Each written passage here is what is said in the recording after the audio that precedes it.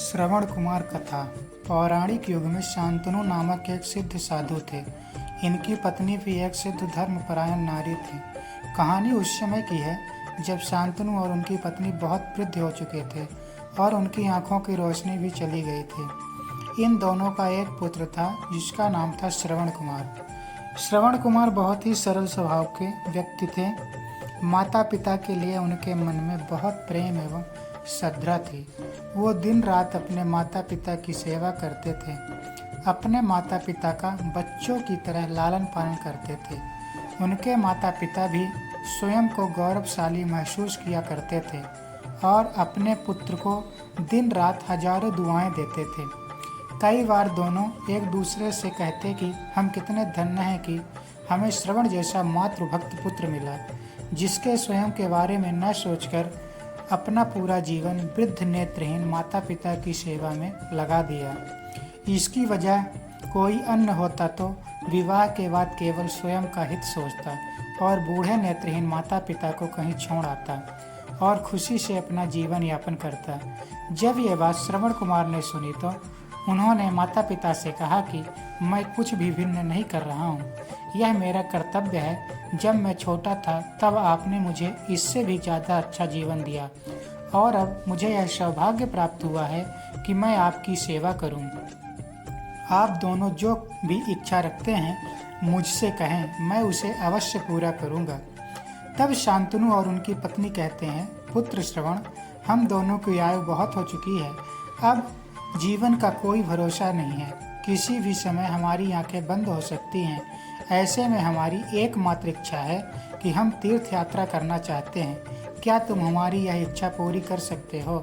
श्रवण कुमार अपने माता पिता के चरणों को पकड़कर अत्यंत प्रसन्नता के साथ कहते हैं, हाँ पिताश्री, यह तो मेरे लिए परम सौभाग्य की बात होगी कि मैं आप दोनों की इच्छा पूरी करूं। श्रवण अपने माता पिता को तीर्थ करवाने हेतु एक कांवर तैयार करते हैं, जिसमें एक तरफ शांतनु एवं दूसरी तरफ उनकी पत्नी बैठती हैं और कांवर के डंडे को अपने कंधे पर लाद कर श्रवण यात्रा शुरू करते हैं। उनके हृदय में माता पिता के प्रति इतना स्नेह है कि उन्हें उस कांवर का लेश मात्र भी भार नहीं लगता। अपने पुत्र के इस कार्य से माता पिता का मन प्रसन्नता से भर उठता है और वे पूरे रास्ते अपने पुत्र श्रवण को दुआएं देते चलते हैं। तीर्थ करते समय जब वे तीनों अयोध्या नगरी पहुंचते हैं तब माता पिता श्रवण से कहते हैं कि उन्हें बहुत प्यास लगी है। श्रवण कांवर को जंगल में रखकर हाथ में पत्तों का पात्र बनाकर सरयू नदी में जल लेने जाते हैं। उसी समय उस वन में अयोध्या के राजा दशरथ आखेट पर निकले थे और उस घने वन में वह हिरण को शिकार बनाने के लिए उसका पीछा कर रहे थे। तब ही उसी घने जंगल में झाड़ियों के पार सरयू नदी से पानी के हल्की आवाज आती है।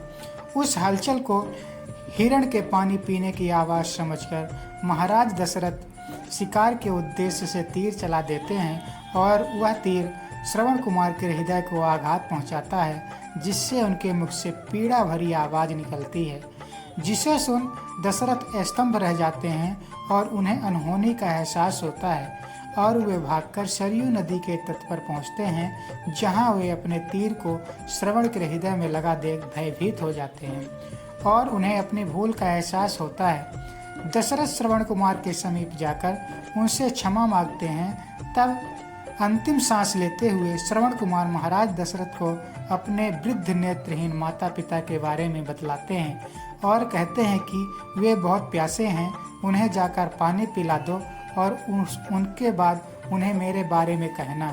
और इतना कहकर श्रवण कुमार मृत्यु को प्राप्त हो जाते हैं। भारी हृदय के साथ महाराज दशरथ श्रवण के माता पिता के पास पहुंचते हैं और उन्हें पानी पिलाते हैं। माता पिता आश्चर्य से पूछते हैं कि उनका पुत्र कहाँ है।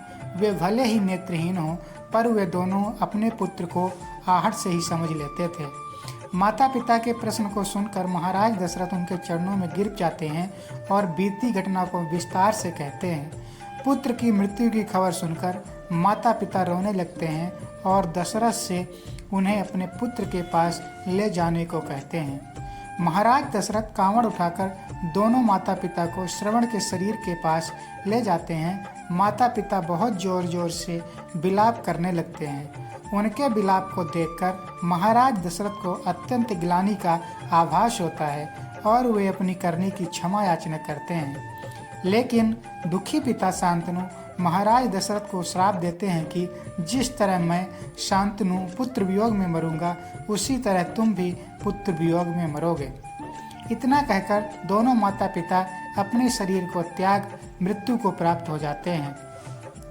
महाराज दशरथ श्राप मिलने से अत्यंत व्याकुल हो जाते हैं और कई वर्षों बाद जब उनके पुत्र राम का राज्याभिषेक होता है, तब माता कैकेयी के वचन के कारण राम, सीता और लक्ष्मण को 14 वर्षों का वनवास स्वीकार करना पड़ता है और इस तरह महाराज दशरथ की मृत्यु भी पुत्र वियोग में होती है।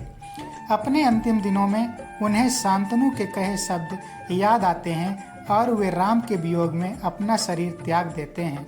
हमें यह कहानी यही शिक्षा देती है कि बिना लक्ष्य को देखे उसे भेदना कई बार आपको गलती का पात्र बना देता है और आप ना चाहते हुए भी दूसरों के दुख का कारण बन जाते हैं। यह थी श्रवण कुमार की कहानी।